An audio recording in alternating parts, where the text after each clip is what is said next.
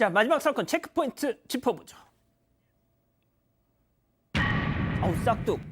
어우.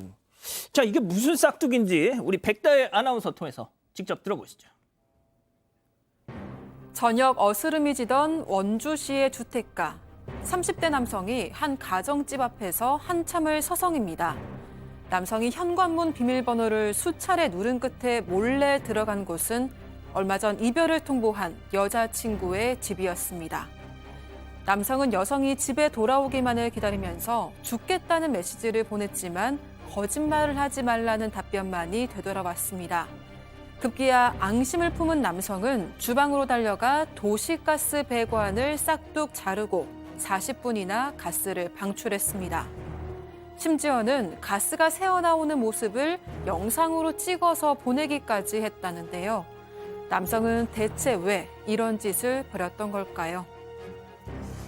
아, 진짜 오늘 사건들 다 왜 이러죠, 정말. 이거 완전 제정신이 아니네, 이거. 네. 네? 정말 이거는 범죄의 이유가 될 수 없다고 생각하는데 이 남성은 여자친구가 헤어지자고 해서 이런 일을 벌였다고 합니다. 두 남녀는 2019년부터 약 2년 동안 사귀어 왔는데 이 남성이 여성을 계속 의심하고 뭐 감시하고 이런 일이 반복됐다는 거예요. 근데 그러다 보니까 여성이 결국 헤어지자 이렇게 통보를 한 건데요.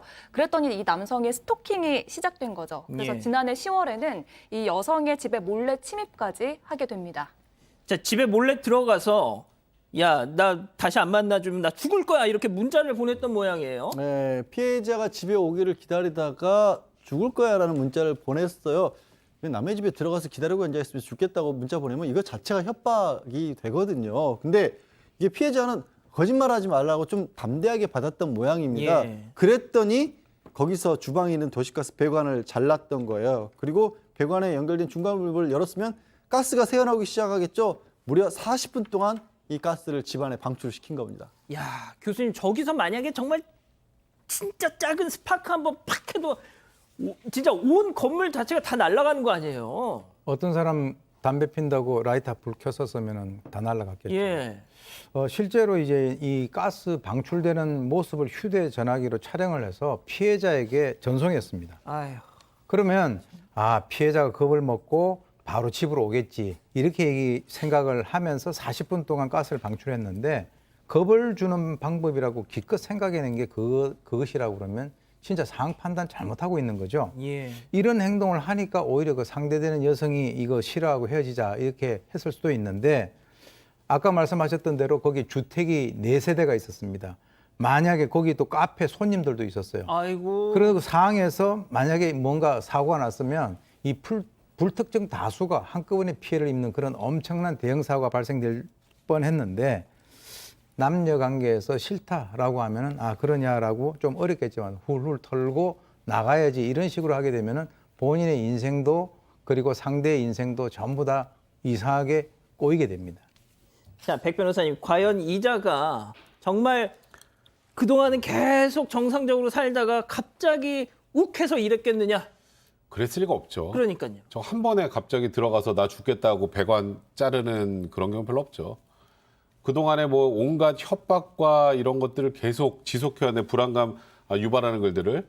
그러니까 지난해 10월에서 11월 사이에 문자만 한 840번 정도 아이고, 보냈다고 그럴 줄 하니까 알았어. 이 남성이 아까 가스 배관 툭 자른 거 그거 왜 잘랐을까요? 관심 유발이에요. 그렇게라도 오라고. 정말 저는 그냥 이런 표현이 방송에 맞는지 모르겠지만 참 찌질하네요. 예. 근데 이게 저 찌질한 행동이 저 그냥 단순히 관심 불러일으키는 정도 넘어서서 엄청난 피해를 야기할 수 있었다라는 거 참. 그러니까요. 지난해 12월 경기도 안산의 한 원룸 이 건물에서 가스 폭발 사고가 있었어요. 진짜 그 영상이 CCTV로 딱 찍혔는데 정말 지금 뭐 우크라이나 전쟁 지금 뭐 이런 것처럼 팡 하면서 막 파편이 사방으로 튀어나 결국 2사람이 사망했습니다. 교수님, 저는 이것도 아까 그 사제폭탄처럼 이거 완전 테러 아닙니까, 이거? 테러죠. 테러고 지금 이제 이 여성 입장에서는 거기서 40분 동안 가스가 샜기 때문에 이제 가스불 켤 때마다 상당히 맞아요. 섬찟할 것이다. 예. 이번 기회에 전기 사용하는 조리기구로 바꾸시는 게 좀 더 정신건강상 좋을 것 같고요.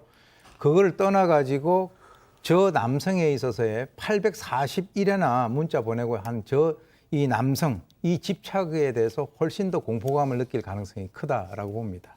양 변호사님, 이자는 그럼 어떤 처벌을 받는 겁니까? 일단 두 가지가 성립이 돼요. 가스 방출이고요. 하나는 또 스토킹 처벌법 위반인데 아까 앵커가 얘기한 것처럼 저 폭발성 물건 파일이랑 똑같은 경우가 이 가스 방출은 피해자가 단순히 상대 여성뿐만이 아니에요. 주변에 있던 모든 사람이 될 뻔했던 겁니다. 그러니까요. 그렇기 때문에 특별히 무겁게 처벌을 하거든요. 1년 이상 10년 이하입니다. 재판부에서는 구체적으로는 이 스토킹 치료 프로그램까지 같이 하라고 해서 징역 3년을 선고를 했어요. 비난 가능성이 아주 높다라고 봤죠. 아유, 제발 좀 정신 좀 차리세요, 진짜. 예? 알겠습니다. 이 사건 이 정도로 정리하고요.